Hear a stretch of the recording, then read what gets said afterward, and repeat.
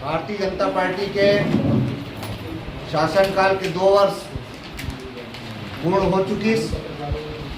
हमारे क्षेत्र के धरसीवां क्षेत्र के यशस्वी विधायक पद्मश्री से सम्मानित हम सबके लाडला अनुज भाई के कार्यकाल भी 2 साल पूर्ण हो चुकी और एक अभूतपूर्व सफलता के साथ, एक विकास के गति के साथ हमारे सम्माननीय विधायक अपन 2 साल के कार्यकाल पूरा करे है। ओकर संदर्भ में आज प्रेस कॉन्फ्रेंस के आयोजन विधायक कार्यालय प्रांगण में करे गए हैं। आप सब पत्रकार साथी यहाँ उपस्थित हो, आप सब बहुत बहुत धन्यवाद। साथ ही कॉन्फ्रेंस के पूर्व मैं ये क्षेत्र के जनप्रिय विधायक सम्माननीय अनुज शर्मा जी के स्वागत के लिए मैं आमंत्रित करूं हमारे जनपद के अध्यक्ष श्रीमती शकुंतला जी से स्वागत करिए। साथ ही जनपद उपाध्यक्ष भाई दिनेश कुटे जी से भी निवेदन है कि हमारे सम्माननीय विधायक के पुष्पहार से स्वागत करिए।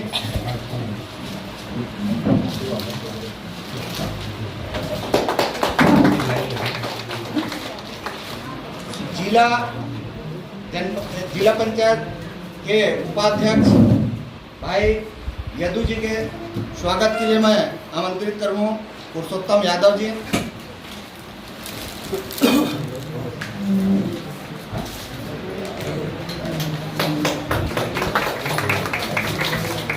साथ ही जनपद पंचायत विभाग के लोग आए, डेंटिस्ट थे, अलग अलग तरह की गाड़ियां भी आई थी। आप लोगों ने देखा उसमें लगभग 2000 लोग लाभान्वित हुए थे। 2000 लोगों का स्वास्थ्य परीक्षण और उन्हें दवाई का वितरण इस तरह का। इससे बड़ा कैंप कभी धरसीवां क्षेत्र में नहीं लगा था, तो ये काफ़ी बड़ा हेल्थ कैंप हमने लगाया।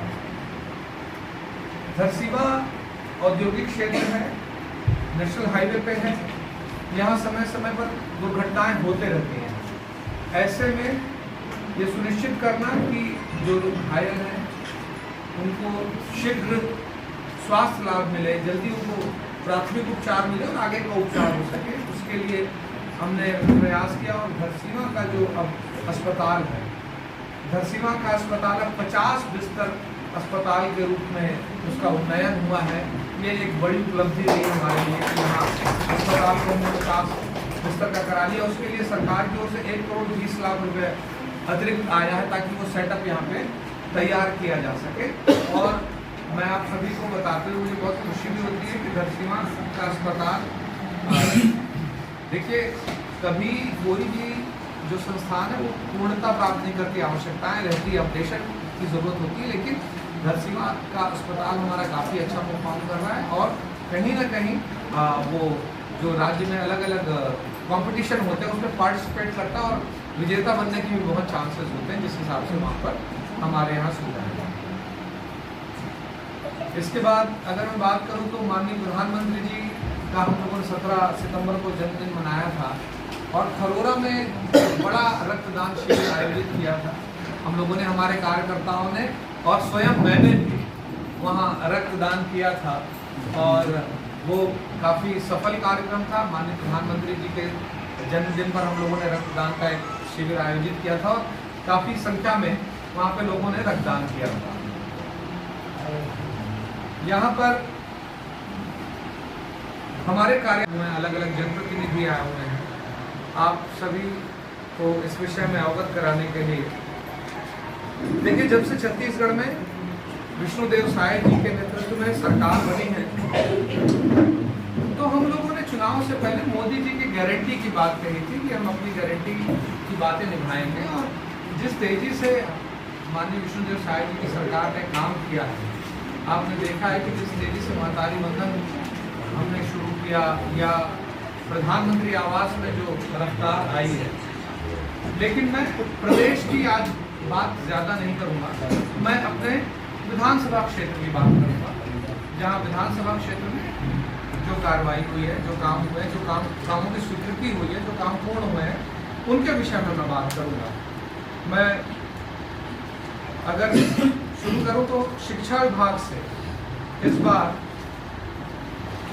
सिर्फ शिक्षा विभाग से यहाँ पर नवीन भवन और जीर्णोद्धार, शौचालय निर्माण और अलग अलग तरह की चीज़ें हैं जिनमें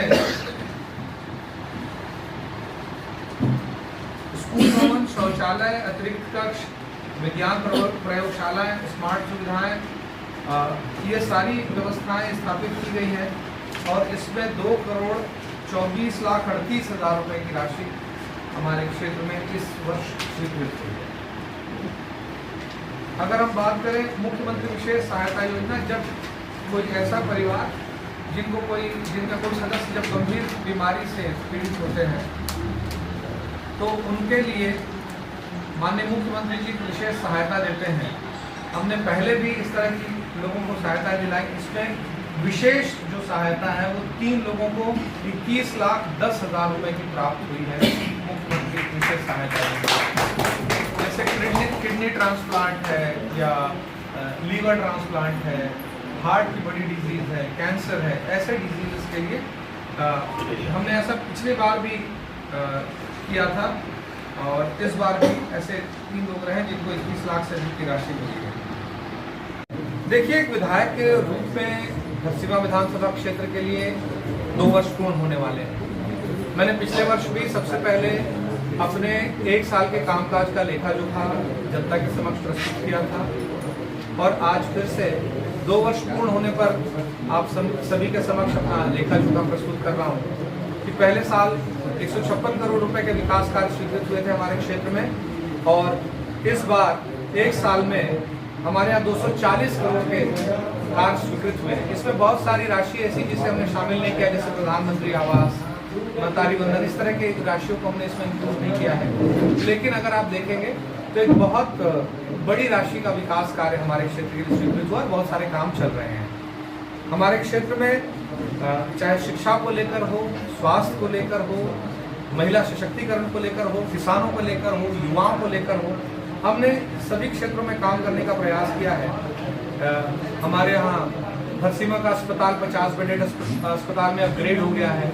हमारे यहाँ बड़ा विशाल स्वास्थ्य शिविर लगा था। शिक्षा के लिए देखें तो स्कूलों में नवीन भवन की बात हो, चाहे शौचालय निर्माण की बात हो, प्रयोगशाला निर्माण की बात हो, इस तरह के विभिन्न काम चल रहे हैं।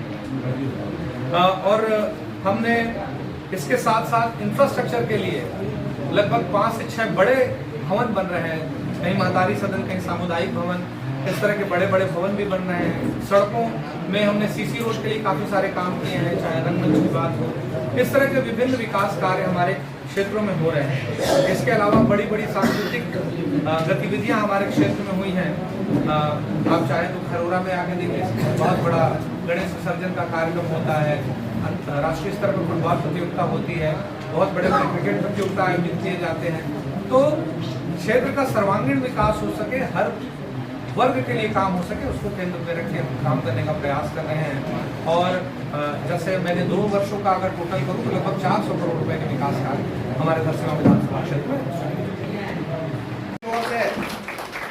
मैं बहुत ही सम्मान के साथ हेमंत वर्मा जी आमंत्रित करता हूँ। अरे नमन